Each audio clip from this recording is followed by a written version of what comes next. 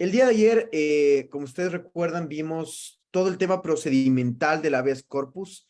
Revisamos legitimación activa, legitimación pasiva, procedimiento, apelación, que la apelación siempre es un tema que nos llama mucho la atención. Sin embargo, ahora quiero aprovechar y les voy a seguir compartiendo. No sé si me puedes permitir compartir pantalla también. Sí, enseguida, permito. Listo, ya quedó. Excelente, gracias. Entonces, les decía que quiero compartir con ustedes, regálenme solo un minutito, la presentación para seguir analizando lo correspondiente al habeas corpus correctivo. No sé si pueden ver ahí mi presentación. Sí, se le ve. Ok, perfecto. Entonces, el día de ayer habíamos hablado de que en el Ecuador existe una clasificación general de los habeas corpus, que es el habeas corpus reparador, el habeas corpus preventivo y el habeas corpus correctivo, que es el que vamos a hablar el día de hoy.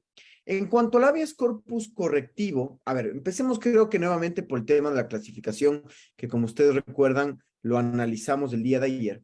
El habeas corpus reparador es el habeas corpus clásico, por decirlo de alguna manera, en el cual se discute el derecho a la libertad y yo presento este habeas corpus para que la persona que se encuentra privada de la libertad de forma ilegal, arbitraria o ilegítima recupere su libertad y por tanto eso es lo que se discute en este habeas corpus reparador. También tenemos el habeas corpus preventivo, que como lo habíamos analizado el día de ayer, es aquel que nos permite discutir la restricción al derecho a la libertad pese a que no se haya ejecutado la orden de privación de libertad. Permítanme cambiarme de nombre nada más aquí en el Zoom. Ok. Perfecto. Entonces, como les decía, el habeas corpus, ese es el habeas corpus preventivo. Finalmente tenemos el habeas corpus correctivo. Y este es el más interesante de todos porque es el menos explorado quizás en el Ecuador, porque busca corregir las condiciones en las que se encuentra privada de la libertad de la persona. Este quizás es el alcance, la extensión más amplia que se le ha dado a una garantía jurisdiccional en el Ecuador. Recordemos que hasta el año 98, hasta el año 2008, con la función del año 98, solamente nosotros teníamos un habeas corpus reparador. Ahora tenemos un incipiente habeas corpus preventivo y un mal utilizado habeas corpus correctivo. Ahora bien, analicemos un poco las circunstancias relacionadas al habeas corpus correctivo. El artículo 89 de la Constitución, en su cuarto inciso, dispone: en caso de verificarse alguna forma de tortura, trato inhumano, cruel o degradante, se dispondrá la libertad de la víctima, su atención integral y especializada, y ojo con esto, y la imposición de medidas alternativas a la privación de la libertad cuando fuere aplicable. Es decir, aparentemente nos da una pauta a la Constitución de que cuando se verifica una tortura, un trato cruel o una violación a un derecho que no necesariamente es la libertad, a una persona privada de la libertad, dice se dispondrá la libertad de la víctima. Mucho se ha discutido con los polémicos habeas corpus, que algo lo discutimos el día de ayer, si se puede o no ordenar la libertad cuando una persona alega que es torturada o amenazada. Y la verdad es que la Constitución claramente determina que sí es posible, aunque luego nos habla de que la imposición de medidas alternativas a la privación de la libertad cuando fuere aplicable. Como vemos, la redacción del mismo texto constitucional no es el ideal, no es la ideal. Sin embargo, aparentemente tendríamos dos opciones: o se ordena la libertad o se pueden ordenar medidas alternativas a la privación de la libertad.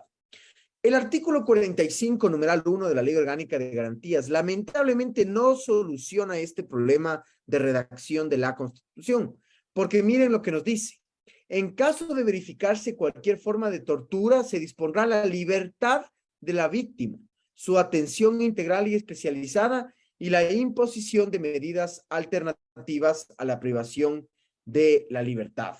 Entonces, les decía que la Constitución y la ley dejan abierta una eventual puerta para que a través de un habeas corpus correctivo, en donde no se discute la privación de la libertad, la orden de privación de libertad, se pueda ordenar eventualmente estas medidas alternativas o incluso la libertad. Ahora, la pregunta que yo me planteo aquí, ¿cabe ordenar medidas alternativas a la privación de libertad como medida de reparación integral en el habeas corpus correctivo? Y aquí vienen algunos análisis interesantes que hay que hacer. Y al respecto, como yo siempre digo, la Corte ha dictado dos manuales de cómo debe decidirse, plantearse un habeas corpus y decidirse un habeas corpus correctivo. En este caso tenemos la sentencia 01718 y la 36518JH que utilizan distintos requisitos para ordenar medidas alternativas. Ya vamos a hablar sobre eso. De hecho, la Corte en la sentencia 01718, que es muy polémica en mi criterio, establece un criterio claro. Se verificó tortura, se ordena la libertad. Se acabó el problema. Ya vamos a hablar sobre esa sentencia. En cambio, la sentencia 36518JH, que si no la han leído, como Damián lo dijo, como tarea para el día de hoy, les recomiendo que la lean, porque verdaderamente esta sentencia creo que describe de forma muy gráfica las condiciones y los vejámenes de los cuales son víctimas las personas privadas de la libertad, y en esta sentencia se analiza este tema. En el caso de la prisión preventiva, de acuerdo con los criterios jurisprudenciales que los vamos a ver, se entiende que sí sería aplicable sustituir la privación de libertad por medidas alternativas. Siempre que se pretenda, lo que se pretenda cuidar es el derecho a la integridad personal de la persona. Ya vamos a ver que no es el juez del habeas corpus el que ordena la libertad, es el juez de garantías penitenciarias por orden del juez que dispone el habeas corpus, el que puede ordenar las medidas alternativas a la privación de la libertad, conforme lo vamos a ver a continuación. ¿Qué nos dice la sentencia 365-18JH/21 y acumulados? Nos habla de situaciones de privación de libertad, de tortura de una persona privada de libertad bajo la prisión preventiva. ¿Y qué nos dice? Para el caso de las personas privadas de la libertad por detención que devenga de un proceso penal o una orden de prisión preventiva dictada en su contra que sea legítima y legal, si de la sustanciación de la acción de habeas corpus se desprende que han existido violaciones a la integridad personal, ya hablamos ayer de la integridad personal, la Sala de la Corte Provincial de Justicia ordenará las medidas que se requieran para la protección integral de la persona. Entre ellas, podrá ordenar la libertad siempre que, luego de un examen detenido y con la debida fundamentación, algo que aquí muchos jueces se olvidan en el habeas corpus de fundamentar sus decisiones, se considere que es la medida adecuada para garantizar el derecho a la integridad personal. Insisto, esta situación es en la prisión preventiva. Ahora, ¿qué pasa? Bueno, seguimos con situaciones de privación de libertad bajo orden de prisión preventiva, y básicamente lo que nos dice es que se podrá ordenar la libertad siempre que luego de un examen detenido, se considere que es la medida adecuada para garantizar el derecho de la libertad personal. Es decir, la Corte ordena que en los casos en los que se discuta la tortura y la persona se encuentra privada de su libertad por una prisión preventiva, solamente en esos casos, de forma excepcional, podría ordenarse la libertad o las medidas alternativas a la prisión preventiva que prevé nuestro ordenamiento jurídico. Ahora, cuando se está cumpliendo una pena, ya vimos el día de ayer que cuando se cumple una pena y lo que se quiere cuestionar es la sentencia, lo que cabe en este escenario es una acción extraordinaria de protección. Sin embargo, la sentencia 365-18JH indica que se puede disponer en un caso extremo medidas alternativas a la prisión de la libertad en casos graves de indefensión, reiteración a las violaciones a la integridad personal o situaciones de vulnerabilidad.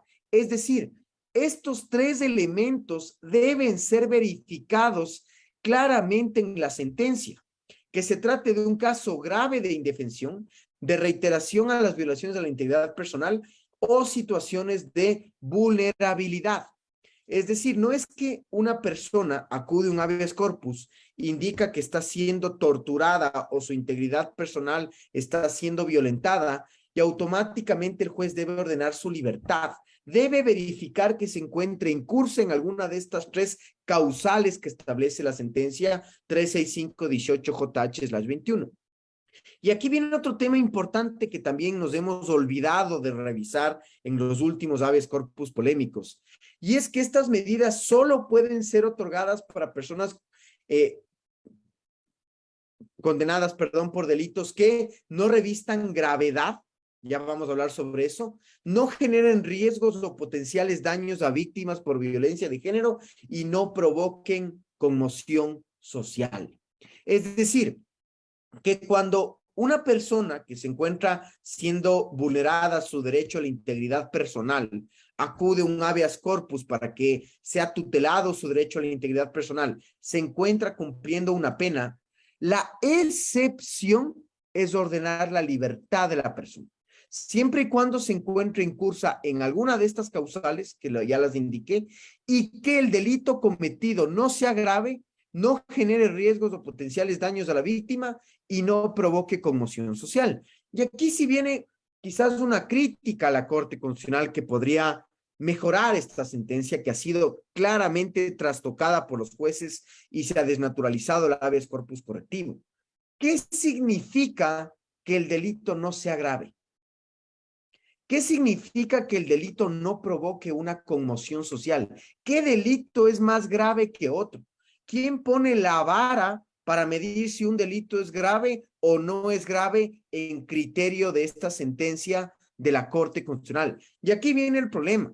Esta expresión de gravedad es tan indeterminada que un juez puede considerar que el delito de peculado es un delito grave y otro juez puede considerar que el delito de peculado no es tan grave, así que puede conceder un habeas corpus correctivo a favor de esta persona. Sin embargo, lo que estamos hablando en este caso es que en el caso de una persona privada de su libertad por sentencia condenatoria y su derecho a la integridad personal está siendo vulnerado, el habeas corpus no solamente, el habeas corpus correctivo no solamente te sirve para recuperar la libertad. El habeas corpus correctivo, además, debe servir para que el juez ordene medidas de aseguramiento de la persona que es víctima de las violaciones de sus derechos. Es decir, no pensemos, no encajemos únicamente el habeas corpus correctivo en una medida para recuperar la libertad. Pensemos que el habeas corpus correctivo trasciende eso y puede servir para que la persona privada de la libertad tenga medidas de aseguramiento, le trasladen a otro centro de rehabilitación social, le establezcan algún tipo de seguridad interna dentro del centro. La última ratio es la libertad. Y para la libertad existen estos elementos de aquí, que además, y ahí viene un tema importante, como ustedes ya vieron, en materia de garantías jurisdiccionales existe una inversión de la carga probatoria. Sin embargo, obviamente ya con la experiencia hemos visto que en materia de habeas corpus, tanto las causales como estos requisitos que están aquí abajo deben demostrarse. Debe demostrarse que ha existido una grave indefensión, debe demostrarse que ha existido una reiteración de las violaciones a la integridad personal o alguna situación de vulnerabilidad.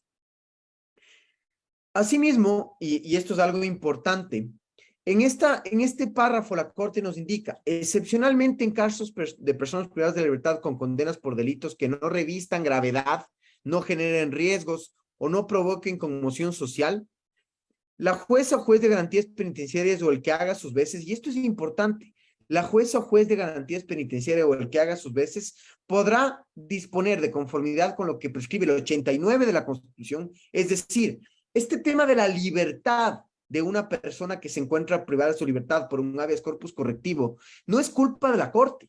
La Corte intenta regular este escenario del habeas corpus correctivo.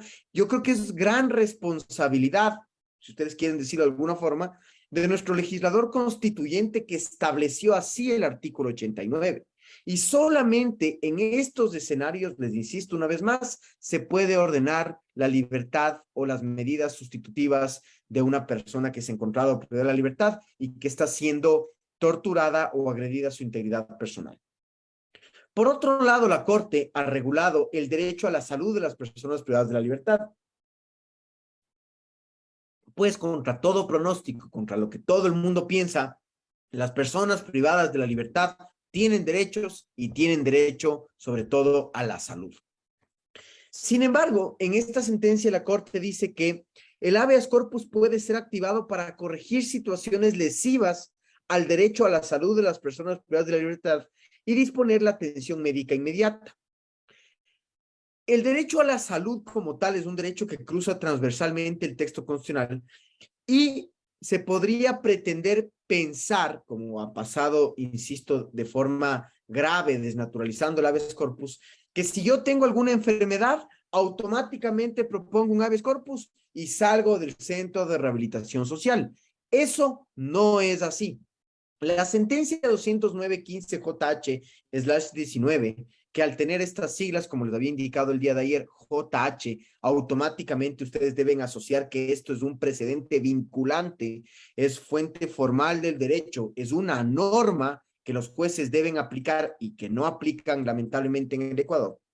Esta sentencia establece que hay distintas fases que debe verificar el juez para excepcionalmente dictar medidas alternativas. ¿Cuál es la primera fase que debe verificar el juez? Si es que yo alego que me están vulnerando el derecho a la salud, un primer momento es que el juez ordene que mi transgresión a mi derecho a la salud, que mi enfermedad sea tratada directamente en el centro de rehabilitación social.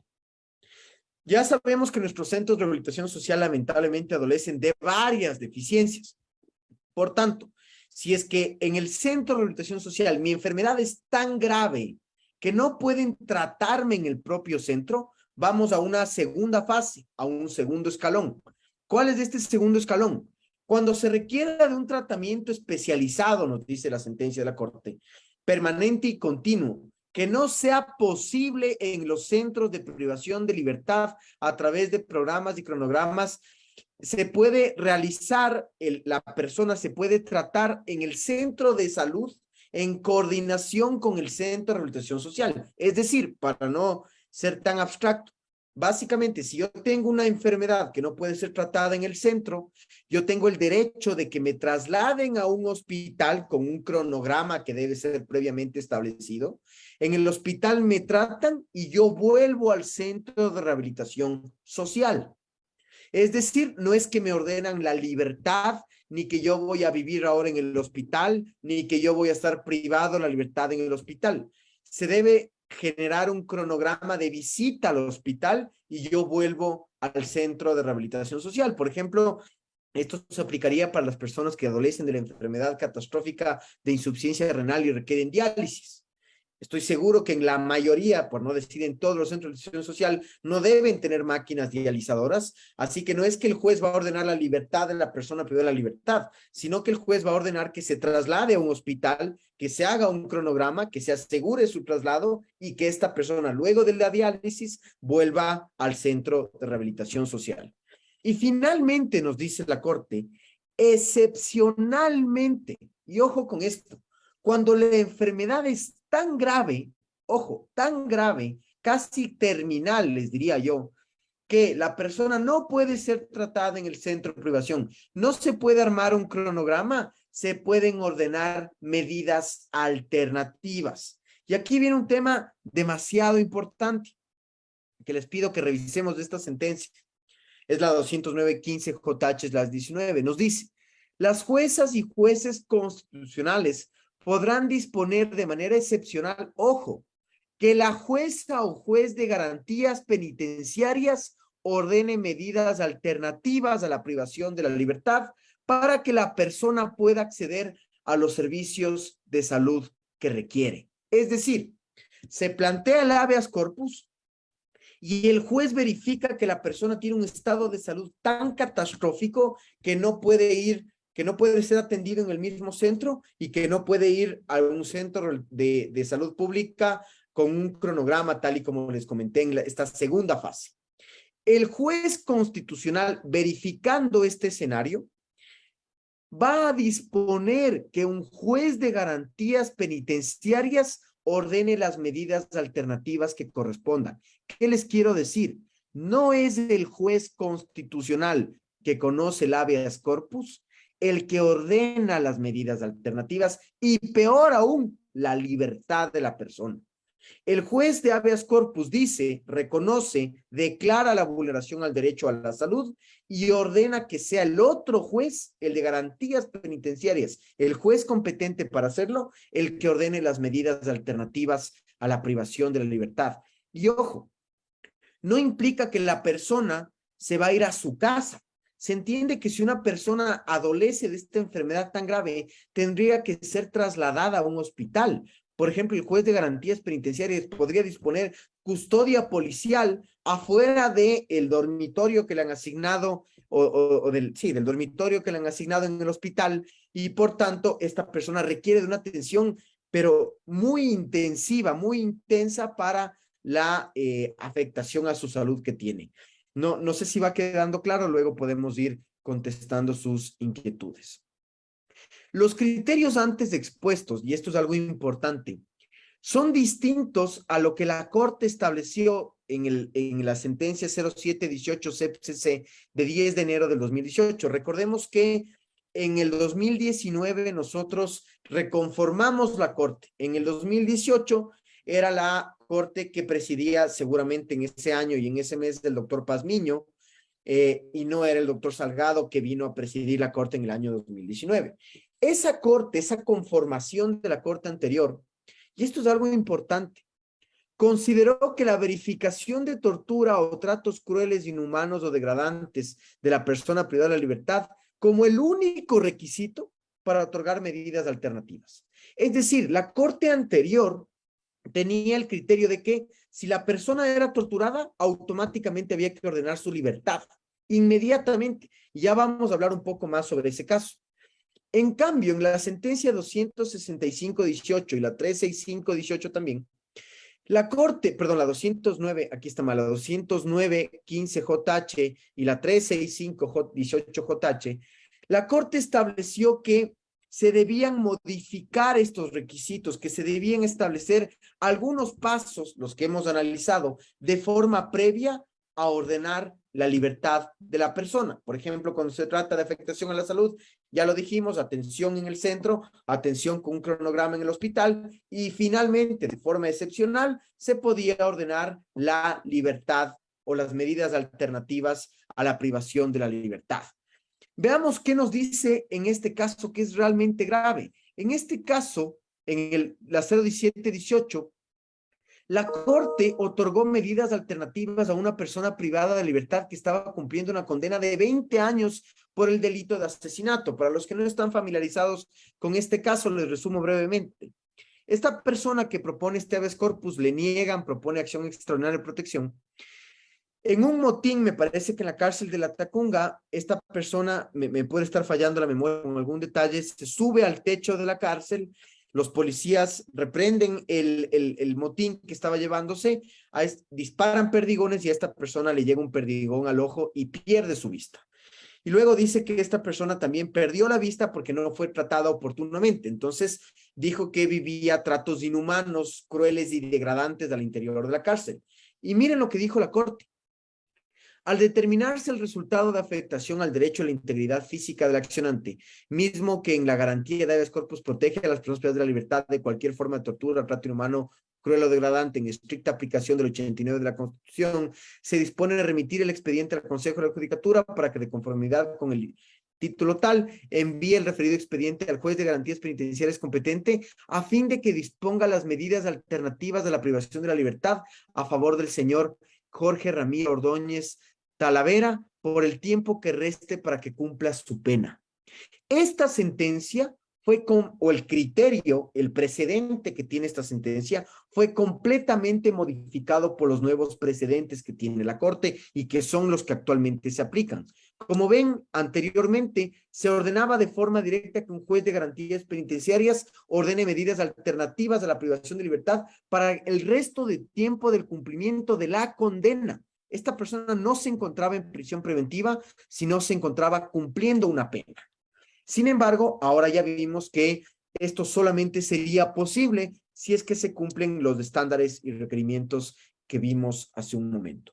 Insisto, la Corte se ha alejado expresamente de este precedente y con los actuales precedentes de la Corte Constitucional existen ciertos filtros que yo, al menos así es mi lectura de los precedentes de la Corte ha intentado ir limitando esta forma tan amplia de regulación del habeas corpus que se encuentra prevista en la Constitución.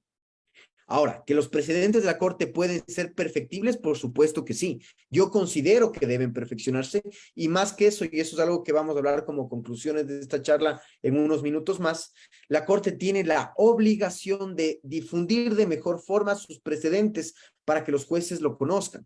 Es muy complejo que se le exija a un juez que tiene una carga laboral importante de las materias que se encuentran a su cargo, que además se dé el tiempo de revisar todos los precedentes, todas las sentencias de la Corte para identificar los precedentes que debe aplicar en materia constitucional. Ya vamos a hablar un poco más sobre eso. Finalmente, y a partir de algunas preguntas que surgieron el día de ayer, se me ocurrió plantearles a ustedes la siguiente inquietud. El artículo 77 de la Constitución establece que la privación de la libertad, la prisión preventiva de una persona, no será la regla general. Las medidas no privativas de la libertad se aplicarán de conformidad con los casos, plazos, condiciones y requisitos establecidos en la ley. Es decir, palabras más, palabras menos, la prisión preventiva es de última ratio en el Ecuador. Algo que lamentablemente fiscales y jueces se olvidan, pero en el Ecuador la prisión preventiva es de última ratio. Aquí voy a intentar no meterme tanto en el campo penal, que no es mi expertise, pero quedarme en el ámbito constitucional para analizar el tema de la prisión preventiva. Y fíjense lo que dice el 77.9. Bajo la responsabilidad de la jueza o juez que conoce el proceso, la prisión preventiva no podrá exceder de 6 meses en las causas de delitos sancionados con prisión ni de 1 año en los delitos sancionados con reclusión. Si se exceden estos plazos, la orden de prisión preventiva quedará sin efecto. Ahora, ¿qué nos dice el COIP respecto a la caducidad de la prisión preventiva? El artículo 541 del COIP nos dice, caducidad. La caducidad de la prisión preventiva se regirá por las siguientes reglas. 1. No podrá exceder de 6 meses en los delitos sancionados con una pena privativa de libertad de hasta 5 años y no podrá exceder de 1 año en los delitos sancionados con una pena privativa de libertad mayor a 5 años. El plazo para que opere la caducidad, y esto es lo más importante, disculpen que no lo subrayé, el plazo para que opere la caducidad se contará a partir de la fecha en que se hizo efectiva la orden de prisión preventiva. Y esta última frase es la del problema. Dictada la sentencia, se interrumpirán estos plazos. Y aquí les voy a dar 2 interpretaciones. La una interpretación te dice que, como ustedes saben, un proceso penal en el Ecuador puede llegar a tomar varios años, pero la una interpretación te dice que la prisión preventiva te dictan en la fase de instrucción fiscal. Cuando tú tienes una sentencia de primera instancia, insisto, esta es la una interpretación, la que se ha venido aplicando hasta hoy en el Ecuador, cuando tú tienes una sentencia condenatoria de primera instancia, los jueces entienden y los abogados y los fiscales han entendido siempre que dictada la sentencia, ellos interpretan la sentencia de primera instancia, se interrumpirán los plazos de caducidad de la prisión preventiva. ¿A qué voy con esto? Una persona puede encontrarse privada de su libertad en el Ecuador por por 3 circunstancias. Una prisión preventiva, el cumplimiento de la pena o por un apremio en caso de alimentos. Pero dejémosles a un lado. Por prisión preventiva y por el cumplimiento de la pena. ¿En qué momento una persona empieza a cumplir la pena? ¿En qué momento se destruye la presunción de inocencia prevista en la Constitución? Se destruye el momento en que tengo una sentencia ejecutoriada condenatoria, no una sentencia de instancia. Esto quiere decir que eventualmente, y bueno, la detención con fines investigativos de 24 horas, que es lo que hablamos del día de ayer. Esto quiere decir que eventualmente, si es que yo estoy privado de mi libertad por más de, si yo estoy privado de mi libertad por prisión preventiva pasado 1 año, ¿A través de qué figura estoy privado de libertad? ¿Sigue siendo una prisión preventiva o ya es el cumplimiento de la pena? Si nos pasamos que ya es el cumplimiento de la pena ordenada en sentencia de primera instancia, el Estado de Derecho en el Ecuador se acabó, porque la presunción de inocencia se destruye con sentencia ejecutoriada. Si nos vamos bajo el esquema de que, o la interpretación, de que la prisión preventiva se suspenden los plazos, se interrumpen los plazos de la prisión preventiva con sentencia de primera instancia, queridos colegas, estamos consagrando en el Ecuador la prisión preventiva perpetua. Una persona puede estar con prisión preventiva en el Ecuador 5, 6, 8, 10 años, el tiempo que dure el proceso penal. Por tanto, lo que se entiende es que la prisión preventiva puede llegar a durar hasta un año. Cuando excede de un año, la prisión preventiva se vuelve automáticamente ilegal. Y esto nos dice, la orden de prisión preventiva caducará, quedará sin efecto si se exceden los plazos señalados, por lo que el juzgador ordenará la inmediata libertad. La discusión en torno a este artículo gira en esta palabra de aquí. Dictada la sentencia. Lamentablemente aquí al legislador le faltó, en mi criterio, poner dictada la sentencia ejecutoriada, aunque ya no haría falta poner esto, porque ya no estás en prisión preventiva, sino que ya estás en cumplimiento de la pena. Pero desde mi punto de vista, insisto, yo no soy penalista, pero desde el derecho constitucional es inconcebible que una prisión preventiva se extienda del año que prevé, como ya lo vimos hace un momento, el artículo 77 de la Constitución. Ahora bien, en la sentencia 2505-19P/21, es la primera vez que la Corte Constitucional se pronuncia sobre esta problemática. Y nos dice, se analiza el caso en el que la Sala Especializada de lo Laboral de la Corte Nacional de Justicia, y ojo con esto, desechó el habeas corpus presentado por el señor Marcelo Agustín. Contra el accionante se dictó una prisión preventiva por un supuesto delito de robo. Ojo, supuesto porque no tiene sentencia ejecutoriada. Solo aquí a veces con un medio de comunicación nomás, con una noticia, las personas ya están condenadas. Sin embargo, hasta donde yo entiendo en el Ecuador, la presunción de inocencia se destruye con sentencia ejecutoriada. Cuando esta persona presentó el habeas corpus, habían transcurrido 11 meses y 28 días de la privación de su libertad, un error de sus abogados. Y en primera instancia el juez lo condenó a 9 años de privación de su libertad. Es decir, es el caso que vimos hace un momento. Esta persona se encontraba presa casi un año, pero ya tenía una sentencia de primera instancia. Sin embargo, y con sentencia condenatoria no ejecutoriada, ojo, no ejecutoriada, la Sala de primera instancia negó el habeas corpus habiendo transcurrido 1 año y 45 días en prisión. Y en segunda instancia la Corte ratificó su estado de inocencia. En total el accionante estuvo 3 años, 7 meses y 27 días en prisión. ¿Qué analiza la Corte en este caso? La Corte en esta sentencia determinó que la presentación de un habeas corpus, primera regla importante, no suspende los plazos de la privación, de la prisión preventiva y su caducidad. El párrafo 31 de esta sentencia, que para esta explicación les he proyectado aquí, dice: esta Corte en su jurisprudencia ha indicado que cuando una persona ha cumplido el tiempo máximo de internamiento preventivo permitido por la Constitución, y aquí viene lo importante, sin contar con sentencia condenatoria en su contra, debe ser puesto en la libertad sin necesidad de orden judicial, añadiendo que el hecho de tener una sentencia condenatoria no ejecutoriada, ojo, no ejecutoriada, el caso del señor que propuso el habeas corpus, por estar pendiente de un recurso, no justifica retener a esa persona más allá del tiempo máximo de la Constitución. Es decir, volvamos nuevamente al famoso artículo 541 del COIP y polémico. La Corte Constitucional ha entendido que, dictada la sentencia, tal y como establece el 541 del COIP, se refiere a sentencia ejecutoriada, no a una sentencia de primera instancia donde aún existan recursos pendientes.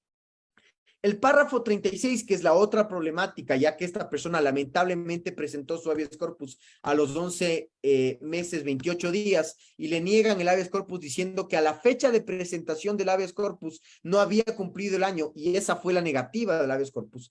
La Corte indica: Corresponde entonces a los jueces constitucionales que conozcan una acción de habeas corpus brindar una respuesta sobre las violaciones de derechos invocadas, considerando, y ojo con esto, la situación de la persona privada de la libertad al momento de resolver, no al momento en que presentó equivocadamente la demanda, sino al momento de resolver, a fin de determinar si la medida, al momento de resolver, es ilegal, arbitraria o ilegítima, con observancia de las garantías constitucionales de las personas privadas de libertad y demás normas aplicables al caso en concreto.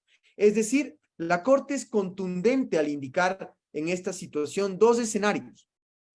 El primer escenario es que el habeas corpus no suspende los plazos de la prisión preventiva. Obviamente los plazos siguen decurriendo pese a la interposición del habeas corpus. Y los jueces deben verificar los plazos al momento de dictar sentencia, no al momento en que se presentó la demanda. Primera regla importante de esta sentencia.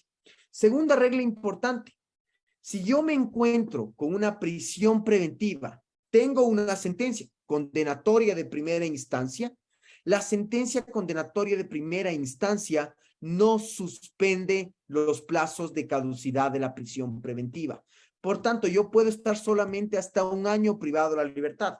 Y ahí seguramente saltarán los reclamos de fiscales y jueces y de todo el aparataje que nos dirán a nosotros, quienes tenemos esta posición, que por Dios, pero no hay ningún proceso penal en el Ecuador, bueno, hay algunos pocos, pero ningún proceso en el Ecuador que todas sus instancias duren menos de 1 año.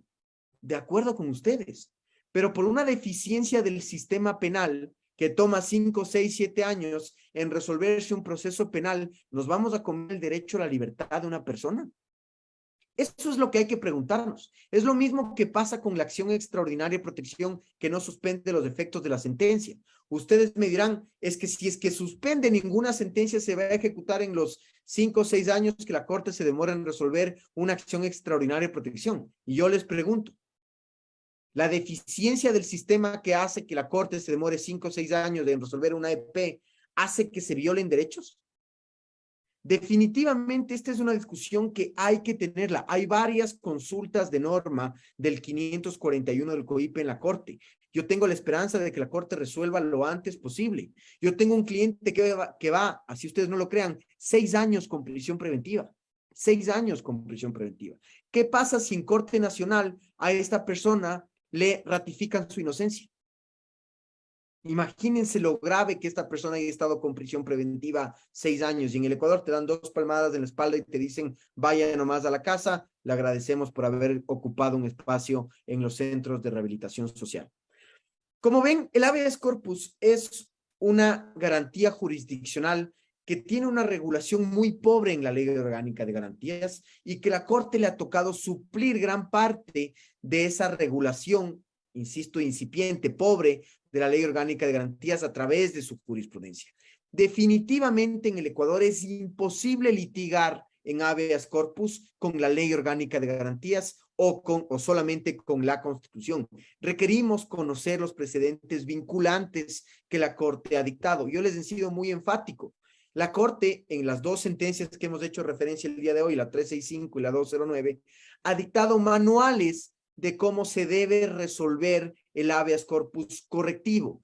Lamentablemente esos manuales son continuamente inobservados por los jueces que hacen, a través de sus sentencias, deslegitiman las garantías jurisdiccionales. Yo sostengo, y esto no tengo ningún empacho en hacerlo público porque siempre lo repito en mis clases, las garantías jurisdiccionales viven en crisis hoy por hoy.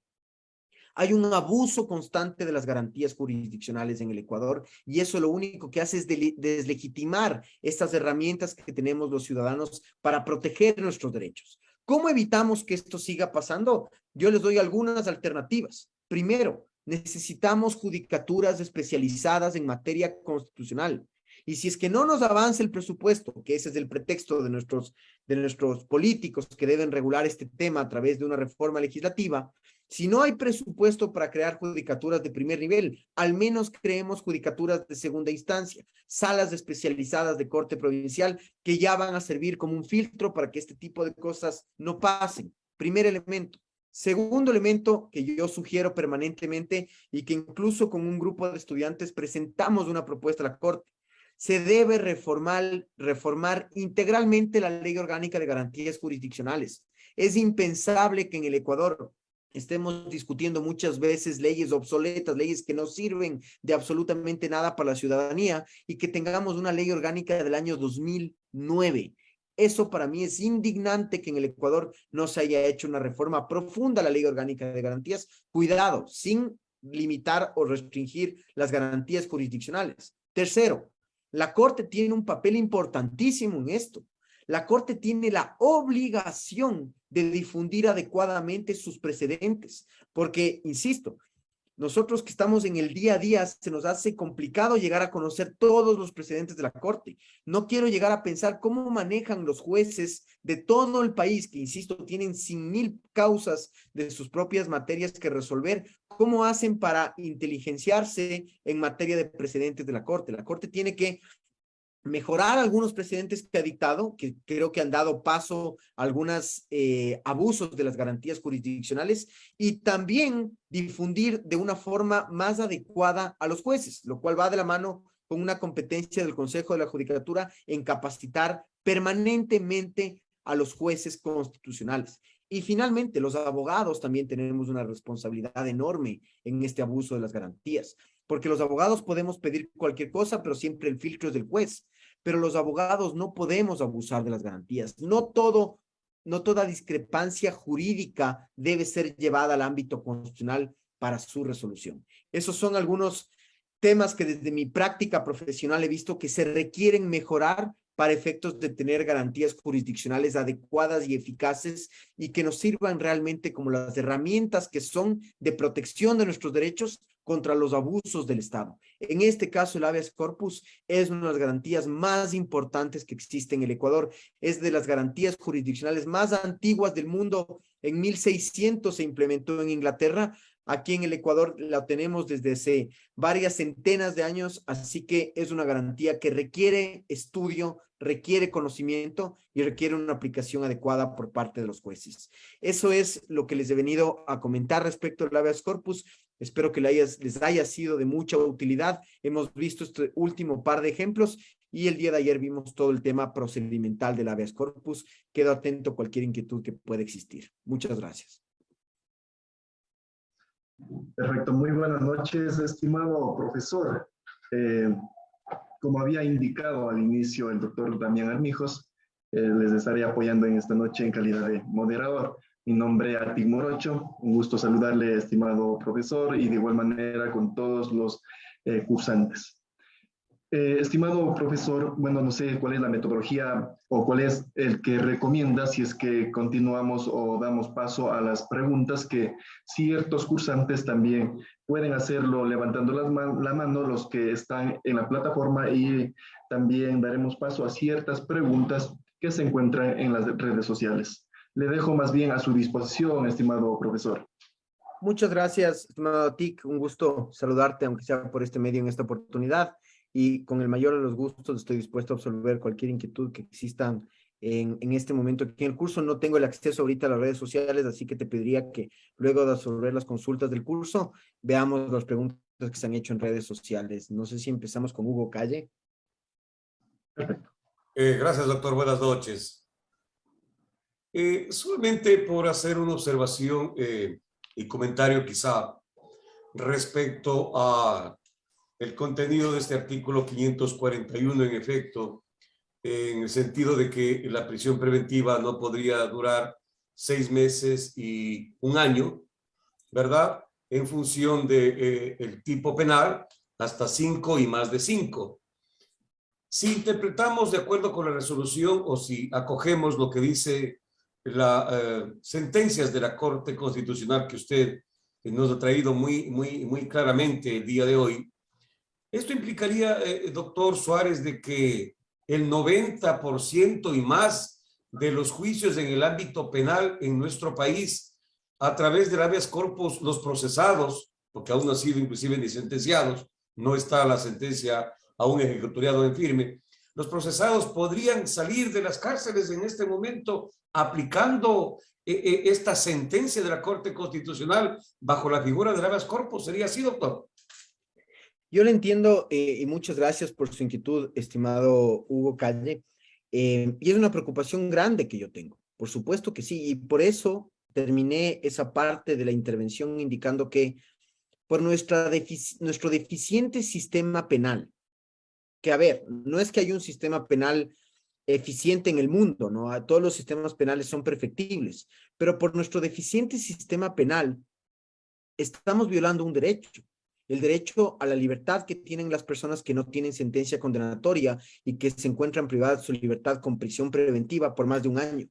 Eso dice la Constitución, no le digo yo, no lo dice la Corte, eso dice la Constitución. E insisto, una persona se puede encontrar privada de su libertad por detención para fines investigativos por 24 horas, que es lo que hablamos del día de ayer, por prisión preventiva hasta un año o por sentencia condenatoria. Una persona no puede estar privada de la libertad bajo ninguna otra figura. ¿Cómo se está aplicando actualmente el tema? Se está aplicando en el sentido en que yo tengo una prisión preventiva, nos apuramos, tenemos sentencia de primera instancia condenatoria y con eso yo sigo preso hasta que se sigan resolviendo mi apelación, seguramente mi casación, ya, bueno, hasta la casación en realidad, porque la revisión ya implica que la sentencia esté ejecutoriada. Entonces, hasta que se resuelvan esas otras dos instancias, entre comillas, porque la casación no es una instancia en realidad, esa persona sigue presa. La pregunta que yo hago es, ¿bajo qué figura sigue presa? ¿Sigue presa bajo prisión preventiva? ¿Es constitucional esa norma? Y yo le diría, estimado Hugo, y esto es una verdad que lo ha expuesto el Estado, Fiscalía y demás, esta parte de la sentencia no es un precedente. ¿Por qué? Porque no es la ratio decidendi del caso. La Corte tiene seguramente decenas, por no decir centenas, de consultas de norma de esta disposición del 541. Y en el momento en que la Corte absuelve esa consulta de norma, que seguimos esperando que la resuelva, la Corte debe resolver este conflicto. Es decir, al día de hoy, la interpretación que, insisto, no es mi especialidad la materia penal, la interpretación que entiendo que la aplican fiscales y jueces es sentencia de primera instancia, se suspende la caducidad de la prisión preventiva. Así se aplica hasta el día de hoy. Eso es, esa interpretación, ¿es constitucional o no? Mi interpretación es que no, pero quien resuelve es la Corte, no soy yo. Y la Corte deberá resolverlo a través de consulta de norma o a través de sentencia de inconstitucionalidad, que también hay varias demandas de constitucionalidad de esta disposición. Esta sentencia que en ese párrafo analiza esto no puede ser considerado, en mi criterio, como un precedente al no ser la ratio decidendi de lo que se resuelve en el caso. Sin embargo, estamos a la espera de esta decisión definitiva de la Corte. Gracias, doctor. No sé si Muy le bien, damos también la palabra a... sí, doctor, también tenemos a la mano Espinosa Ruiz. Tiene la palabra, por favor. Buenas noches. ¿Sí se me escucha? Sí, le estimado Camilo. escuchamos. ¿Cómo está, doctor? Muy buenas noches. Qué gusto verle a los años. ¿Cómo Doctor, yo estás? le tenía una pregunta respecto al principio de su exposición y a la sentencia que nos envió a leer hoy. Me sentí como en clase. La 209-15 JH19. Ahí nos relatan estos dos casos de personas que sufrieron alteraciones en su salud.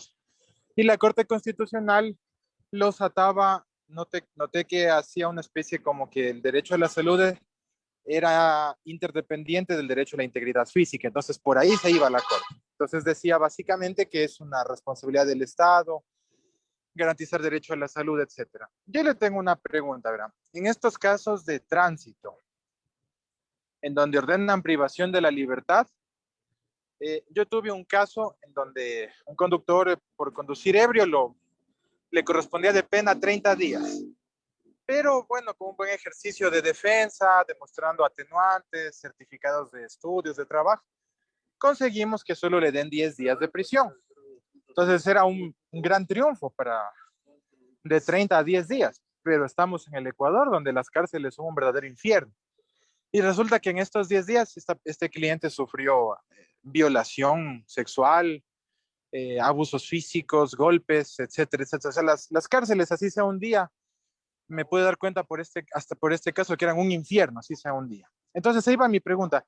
¿Era procedente un habeas corpus en ese caso donde apenas, entre comillas, eran 10 días de cárcel. Pero en esos 10 días de cárcel, esta persona fue completamente vejada en su integridad física y por lo tanto en su derecho a la salud, conforme a esta sentencia 209-15 JH-19. Estimado Camilo, gracias por tu pregunta y qué gusto también volverte a ver a los tiempos.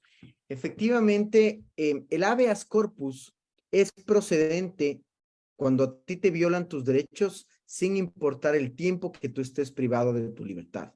Tú puedes estar 1 hora privado de tu libertad, que si tú has sido torturado u objeto de algún vejamen, tú tienes el derecho de presentar un habeas corpus. La temporalidad en la cual tú estés privado de tu libertad o en su defecto, el tiempo que te resta del cumplimiento de la pena no es un eximente para que, o una causal de improcedencia del habeas corpus.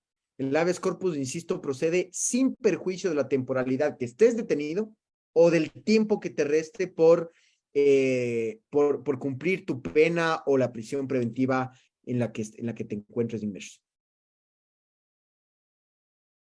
Claro, doctor, yo justamente al juez amigo, así como que fue profesor, al día, y me dijo, ya te ayudé con 10 días, o sea, y encima me vas a plantear habeas corpus. Entonces, claro, yo me puse en tela de duda, pero ya con su absolución, muchísimas gracias, doctor, lo tendré. A las órdenes. De igual manera tenemos la mano levantada del cursante Lizardo Díaz. Tiene la palabra, por favor. Puede formular su pregunta. Gracias, doctor. Buenas noches con todos. Cabalmente, doctor, de su exposición, muy clara, por cierto, nos estaba hablando de la sentencia 2505-19. Nos habla que se está en espera respecto a las ratios de Sidendi. Algo de eso no me quedó muy claro, doctor, si quisiera, por favor, que redunde en ello.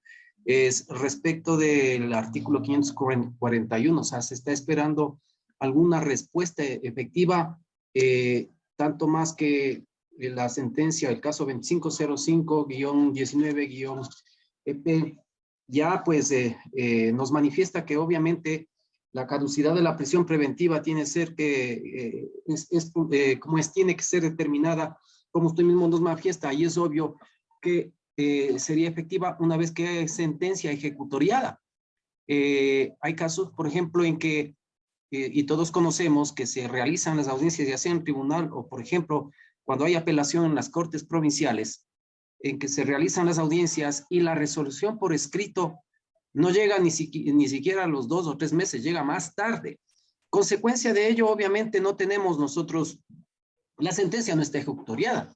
Entonces, perfectamente, mediante la utilización de esta herramienta, como es el habeas corpus, de esta acción, en apego a la resolución, a la sentencia 2505-19, obviamente, los jueces, invocando esta sentencia, tendrían que dar paso al habeas corpus, ¿no es cierto?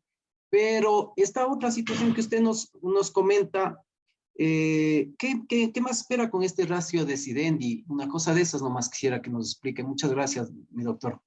Sí, efectivamente, doctor. Como usted conoce, la teoría del precedente, recordemos que ahora la Corte dicta precedentes que son fuente formal del derecho, son normas del derecho. Pero ¿cuál es el precedente? Es la ratio decidendi del caso, es decir, el análisis que la Corte realiza del punto controvertido, de los hechos objeto del caso. ¿Cuál fue el caso llevado ante la Corte? Que a esta persona le negaron el habeas corpus por haber interpuesto a los 11 meses y 28 días y que por tanto los jueces contabilizaron hasta esa fecha y no a la fecha de resolver. Por tanto, los jueces realizan un análisis en este sentido. Sin embargo, la Corte realiza este otro análisis que podría ser considerado una obiter dicta y hay que ver también, la verdad no tengo claro en este momento, si este otro análisis de que la prisión preventiva solamente puede tomar hasta 1 año sin perjuicio de que hayan recursos pendientes, consta, o más bien dicho, cuenta con al menos 5 votos, porque los precedentes de la Corte son vinculantes cuando al menos el razonamiento tiene 5 votos. Justamente estuve revisando esta mañana esta sentencia y hay votos salvados de esta parte de la sentencia. Habría que revisar si tiene 5 votos. Finalmente, yo creo que este problema se va a resolver cuando se declare al menos inconstitucional esta interpretación del 541. Porque yo creo que el 541, más allá de su pésima redacción, no está tan mal, pero el 541 debería determinar que se habla de una sentencia ejecutoriada. Así que esta discusión, estimado Lizardo, se debería resolver con una acción de inconstitucionalidad en la que la Corte diga que la interpretación de que es la sentencia de primera instancia es inconstitucional. Y yo le soy totalmente honesto. Pese a esta sentencia, nosotros propusimos un habeas corpus y nos negaron. Nos negaron con el mismo razonamiento. El 541 dice que la sentencia de instancia suspende los términos de la caducidad, así que por tanto niego el habeas corpus. Entonces, lamentablemente, hasta que no haya una sentencia que declare inconstitucional la interpretación, vamos a seguir teniendo este tipo de casos y este tipo de resoluciones que en mi criterio son erradas. Pero finalmente la que va a zanjar esta discusión es la Corte a través de una acción de inconstitucionalidad o al menos de una consulta de norma. Muchísimas gracias por su contestación. Gracias, doctor. Muchas gracias. Continuamos. También tenemos la mano levantada del cursante Sagastume. Tiene la palabra, por favor. Puede formular su pregunta. Buenas tardes. Doctor Suárez, en las diligencias del habeas corpus, ¿puede haber desistimiento y sobreseimiento mientras no se localice al agraviado? Perdón, no me quedó clara su pregunta. ¿Me puede repetir, por favor?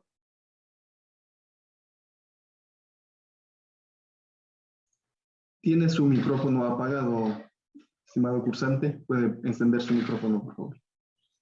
En las diligencias del habeas corpus, ¿puede haber desistimiento y sobreseimiento mientras no se localice al agraviado o al detenido? A ver, la Corte Constitucional ha establecido que no cabe el desistimiento en materia de habeas corpus y que no cabe sobre todo el desistimiento tácito, que ustedes ya lo deben haber estudiado, que no cabe en materia de habeas corpus por los derechos que se están discutiendo en el habeas corpus. No sé si con eso absolví su inquietud. Perfecto. Estimado doctor, damos paso a las preguntas que nos hacen en las redes sociales.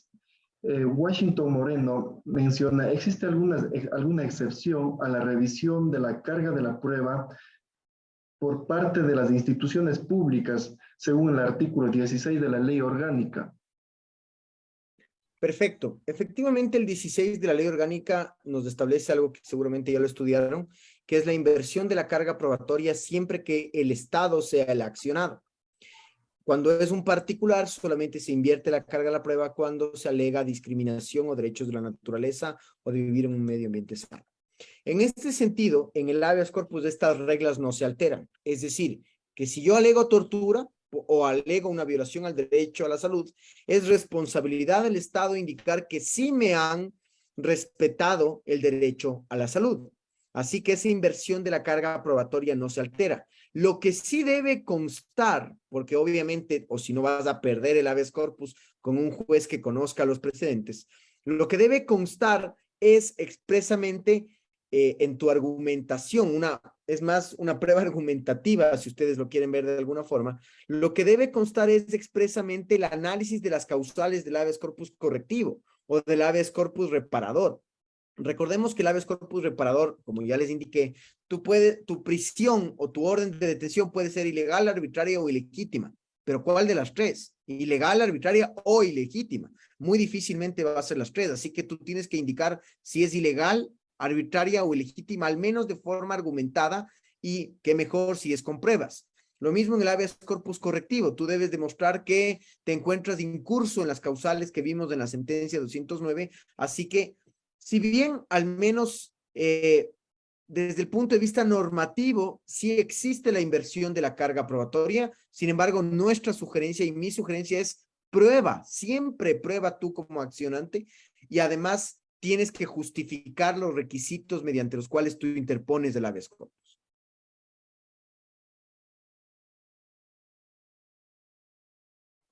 Perfecto, doctor. También Luis Jaramillo pregunta, ¿un adicto puede beneficiarse del habeas corpus?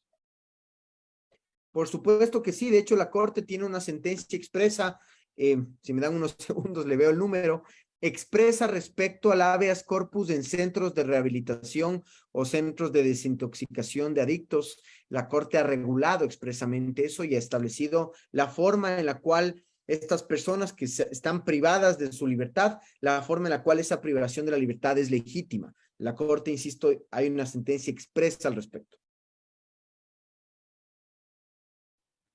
Perfecto.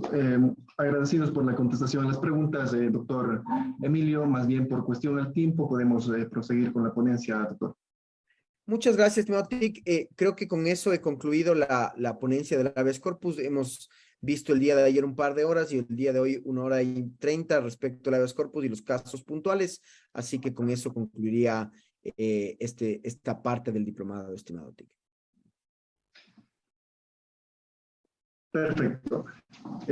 Doctor, muy agradecidos más bien a nombre de Latin Juris por la participación. Esperamos poder contar con su participación en futuros eventos. Tan magnífica ponencia, una ponencia muy clara. Creo que están muy satisfechos todos los participantes, los cursantes que están hoy en esta noche y ayer también han podido escuchar tan magnífica disertación. Doctor, le devuelvo la palabra para que se pueda despedir de todos los cursantes que se encuentran en esta noche acompañándonos. Muchísimas gracias a ti y muchas gracias a Latin Juris por la invitación a participar como ponente o como docente en este diplomado que ustedes se encuentran cursando. Me alegro que siga existiendo un interés profundo y sincero de seguir perfeccionando sus conocimientos en materia de garantías. Eso es lo que tanta falta hace. Yo creo que el desconocimiento de abogados y jueces en materia de garantías generan un daño irreversible a las garantías jurisdiccionales y eso me tiene muy, muy angustiado. Como hemos visto ahora, las acciones de protección más sirven para recuperar cargos públicos, para que no le voten del cargo público, para recuperar libertades y todo lo demás. Y la verdad es que, como lo hemos visto, existen requisitos, existen elementos que ha establecido la Corte que deben cumplirse. Yo creo que, y sobre todo con ese mensaje quiero dejarles, la lectura de las sentencias de la Corte es obligatoria, son precedentes vinculantes. Dejemos de lado la visión legalista del derecho, que solamente la ley regula nuestro actuar y las consecuencias de nuestros actos, sino que ahora también los precedentes de la Corte, ahora vivimos en un sistema mixto con el anglosajón, ahora también los precedentes de la Corte son normas vinculantes, son normas que los jueces tienen la obligación de revisar al momento de dictar sentencias. Lamentablemente, insisto una vez más, en los últimos casos que han sido escandalosos en el Ecuador, estos precedentes han sido desconocidos, no han sido aplicados y las únicas perjudicadas son las garantías jurisdiccionales en ese escenario. Yo les agradezco mucho por su tiempo y su paciencia. Creo que hemos hecho una explicación, pues sobre habeas corpus podríamos hablar eternamente, pero creo que hemos hecho una explicación muy conceptual de estos elementos indispensables de esta garantía jurisdiccional, que una vez más es muy poco estudiada y desarrollada en el Ecuador. Te agradezco mucho a ti también por haber sido el mediador en esta charla, el moderador, perdón, en esta charla. Muchas gracias a ti también. Gracias, doctor. Excelente ponencia, clara, precisa, y gracias porque de verdad que sí que nos hace falta. Yo estoy muy agradecida con Latin Juris y con todos los ponentes. Excelente y gracias. Muchísimas gracias, le agradezco mucho. Muchísimas gracias nuevamente, doctor Emilio. Es muy grato poder contar con su participación. Tuve el honor de poder conocerlo personalmente en el lanzamiento del libro del doctor Damián, sin duda una gran persona y un gran profesional. Muy agradecido, doctor. Y de igual manera con todos los participantes, nos veremos el día lunes. Recordarles que desde las 6 de la tarde estaremos con los siguientes ponentes o profesores que se encuentran a lo largo de este diplomado. Muchísimas gracias con todos. Un buen descanso. Hasta luego. Excelente exposición. Buenas noches, buenas noches. Gracias, felicitaciones por esa. Felicitaciones a todos. Gracias. Excelente. Gracias. Aplausos. Gracias.